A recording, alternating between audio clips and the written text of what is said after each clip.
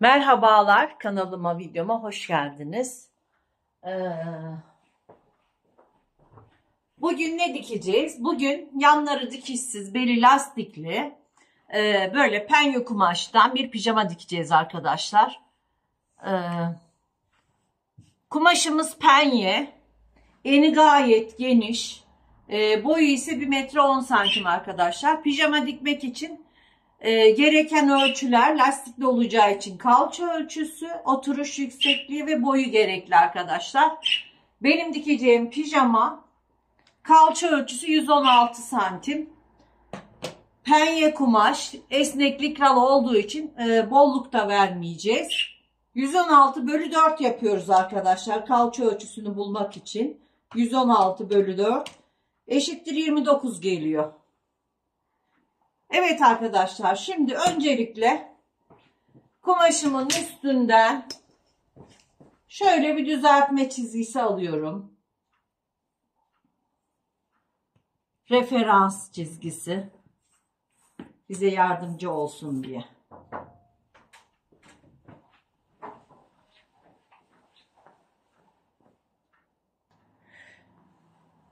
Evet arkadaşlar, beli lastikli olacağı için, yanları da dikişsiz olacağı için buradan öncelikle 4 santim iniyorum. Kullanacağım lastik 3 santim. Siz de lastiğinizin ölçüsüne göre ineceksiniz. 3 santim lastiğin 1 santim dikiş payı. Buradan 4 santim. Lastik için iniyorum. Şöyle. Hemen bunu 4 santimi çiziyoruz. Ve yanları dikişsiz olacağı için, ön ve arkada düşüklük olacağı için 4 santimde şöyle ön düşüklük için iniyorum pijamamızda.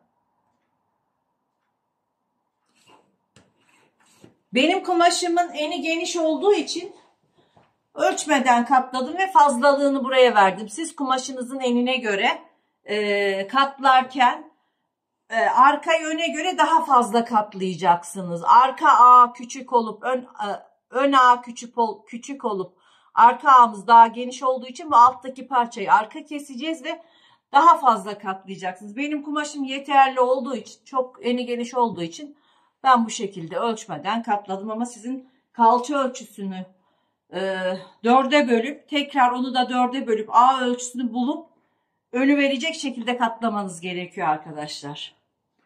Evet. Şimdi 4-8 santim indik.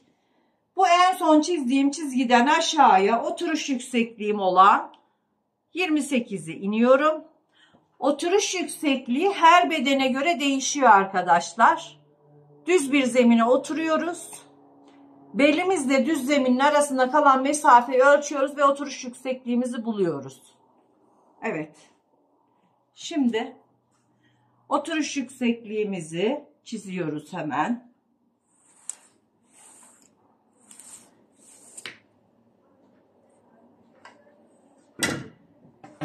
Pijama boyumu buluyorum. Bu en son çizdiğim çizgiden aşağıya şöyle 95 santim pijama boyunu işaretliyorum. 2-3 santimde katlama payı veriyorum. Sabunum çizmiyor. Çizen bir sabun alıyorum.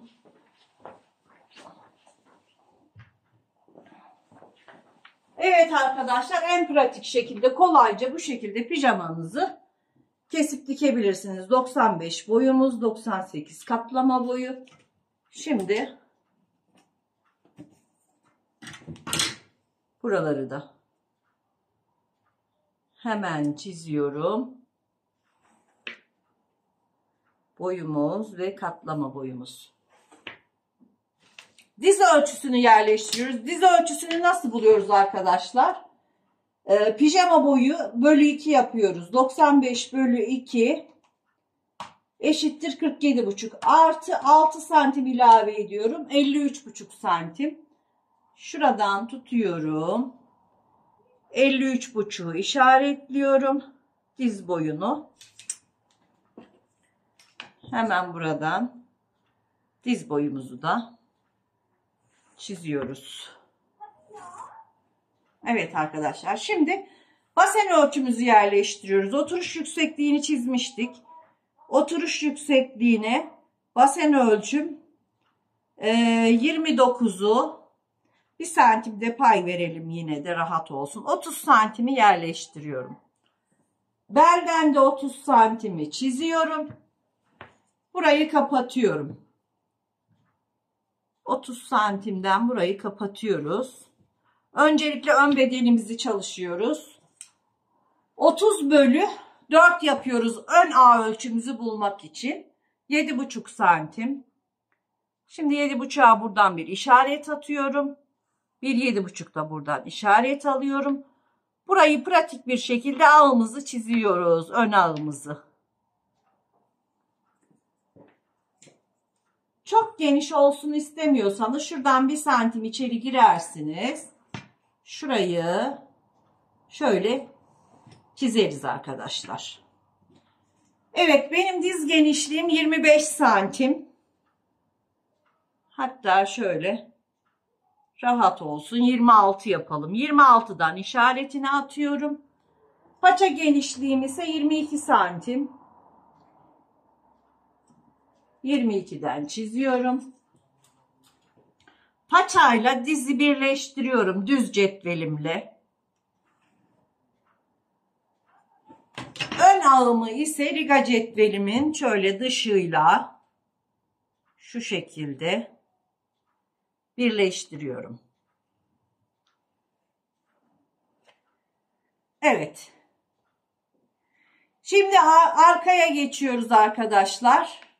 Arka ağım ön ağımın 2 katından bir eksik. Bakın. Burası bizim kalça ölçümüzdü. Basen ölçümüzün 1/4'ü. Burası 7,5. 7,5 çarpı 2 yapıyorum. 15. Bir eksiltiyorum. 14. Buradan tutuyorum şu şekilde. 14'ü işaretliyorum. 1 santimde aşağıya düşüyorum. Arka ağımı buluyorum arkadaşlar. Bakın şöyle arka ağımızı uzatıyoruz. Şimdi önce 2 kat olan önümüzü kesiyoruz arkadaşlar. Bakın. Şu üstten düzelttiğim yeri 4 kat olarak kesiyorum belimizi.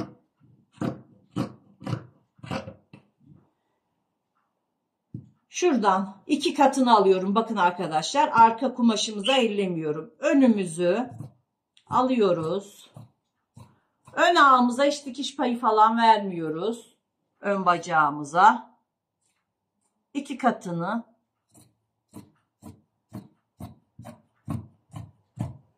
bu şekilde kesiyorum.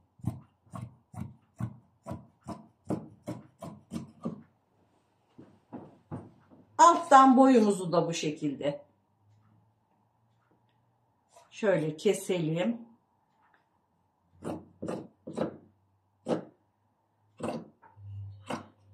Evet. Şimdi önü kaldırıyoruz arkadaşlar. Önün kestiğimiz parçaları kaldırıyoruz. Tekrar seriyoruz burayı.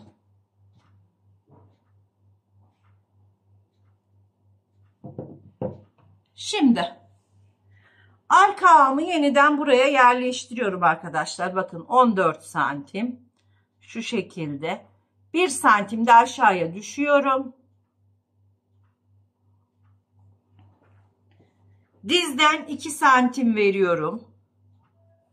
Paçadan da 2 santim veriyorum arkaya dikiş payı. Şu şekilde. Burayı düz bir şekilde dize kadar çiziyorum. Ağımı ise riga cetveliyle şu şekilde çiziyoruz arkadaşlar. Ve hemen buradan ağımı pratik bir şekilde arka ağımı çiziyorum. Gördüğünüz gibi Arka ağımı da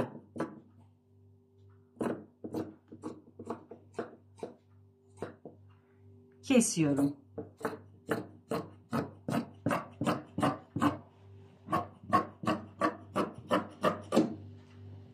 Evet arkadaşlar, ön ve arka pijamamız çıktı.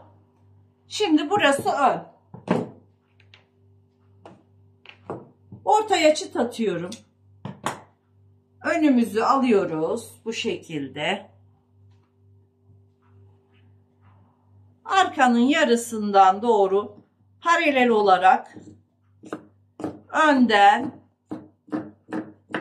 ön düşüklüğümüzü yapıyoruz. Pijamamız bitti arkadaşlar.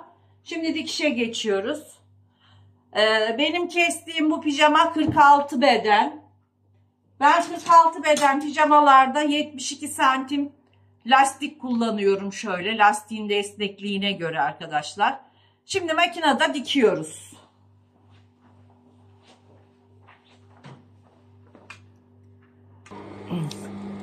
Evet arkadaşlar, ben overlock'ta dikiyorum pijamamı.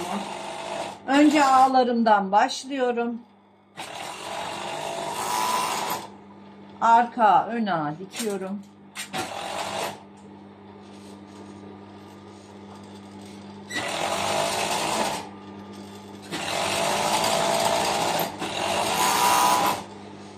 Çeviriyoruz bacak arasını.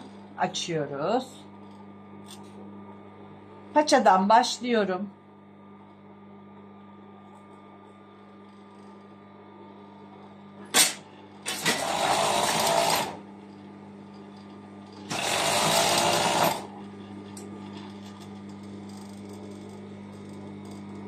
Overlock dikişlerini üst üste getiriyoruz. Bakın 1 santim aşağıya indik ve tam geliyor bu şekilde. 1 santim inmediğimiz zaman bu dikişimiz tam gelmez arkadaşlar. Arka ağın verevi daha çok olduğu için mesafe büyüyor. O yüzden arkada 1 santim inmemiz gerekiyor keserken.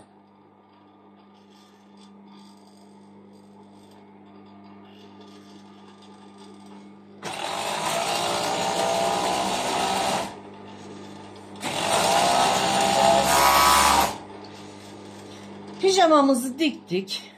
Şimdi lastik için pijamayı 4'e bölüyoruz. Lastiğimiz eşit gelsin diye. Ve hemen düzünü çeviriyorum. Çünkü lastiği şu şekilde içten dikiyoruz.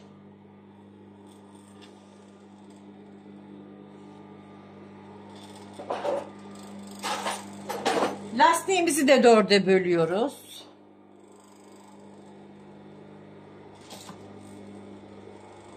Lastik dikişi daha rahat olsun diye adım ayarını açıyoruz arkadaşlar overlocklarımızın. Adım ayarını büyüttüğümüz zaman lastiği daha kolay dikeceksiniz. Evet. Şimdi ben şu dikişi tutuyorum. Diğer ortasına getiriyorum. Ben 2'ye bölerek dikeceğim. Çünkü kalem almamışım yanıma. Siz 4'e bölerek dikerseniz daha iyi olur. Benim elim alışık olduğu için ben bölmeden de dikiyorum. Bakın. Şöyle.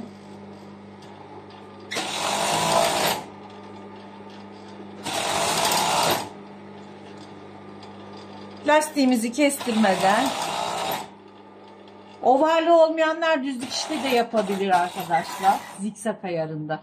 Pijamamız bitti. Şimdi ben bunu reçme makinesine böyle katlayacağım. Burayı da böyle katlayacağım ve pijamamın bitmiş halini paylaşacağım sizlerle arkadaşlar. Evet arkadaşlar, sonuç her zamanki gibi mükemmel oldu. Siz de bu şekilde basen ölçünüzü, boy ölçünüzü alarak lastikli pijamalarınızı giyip kesip dikip giyebilirsiniz arkadaşlar. Bakın harika oldu. Pijamamda desenler var Ama desenler biri aşağı biri yukarı olduğu için dikkat etmeme gerek kalmadı. Ama bunlar hep aynı hizada olsaydı tavşanlarımız, desenlerimiz dikkat etmek zorunda kalacaktık arkadaşlar. Çünkü bakın biri yukarı, biri aşağı, bu şekilde desenlerimiz. Aklınızda olsun, desenli kumaş keserken desenlerine mutlaka dikkat edin. Beğeni ve yorumlarınızı bekliyorum arkadaşlar. Hoşça kalın, sağlıkla kalın.